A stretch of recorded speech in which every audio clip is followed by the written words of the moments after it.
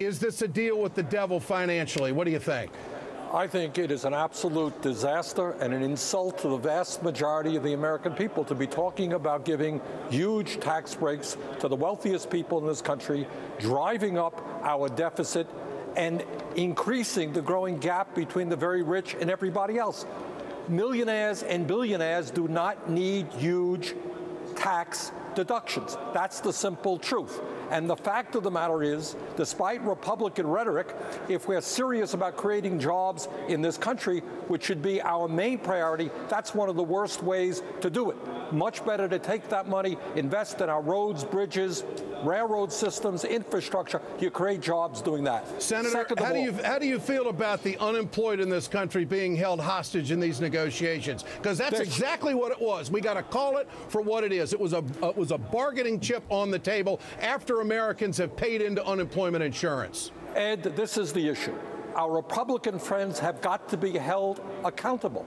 The issue is the insult, the outrage that they want tax breaks for billionaires, but they can't in their heart come up with extending unemployment compensation so that millions of families in this country will have a modicum of security. That's an outrage. I believe politically we can rally the American people around that cause. We are right.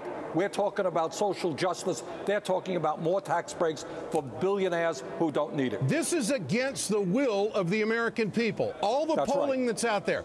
This is against the majority votes in the House. This is against the majority of votes in the Senate. There were 53 votes on the Senate floor on Saturday. Is President Obama playing with the future of his presidency, in your opinion? Not only is this bad public policy, driving up the deficit, increasing the growing gap between the rich and everybody else, I think it is bad politics.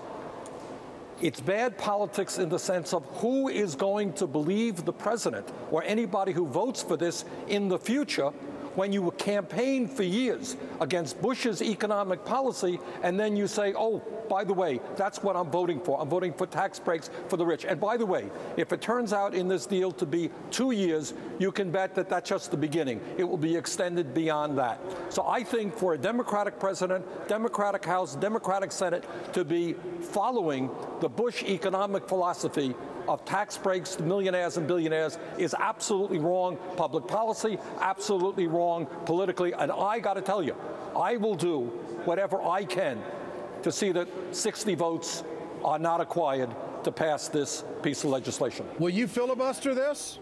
I will do whatever I can on this. This is a very, very bad agreement. So the 2-year extension of the Bush tax cuts, the 13 months on unemployment, that's the reported meat of the deal. You're telling us tonight that you will do everything you can to stop this deal, and this, of course, would push it into the next session of the Congress, and we would go back to the old rate. That's what you would take right now, Senator. I believe, Ed, that we have the vast majority of the American people on our side. I think we've got to hold tough on this, hold firm on this, and not concede to Republicans who, as you indicated, have absolutely no inclination to compromise. They want it all for their rich friends.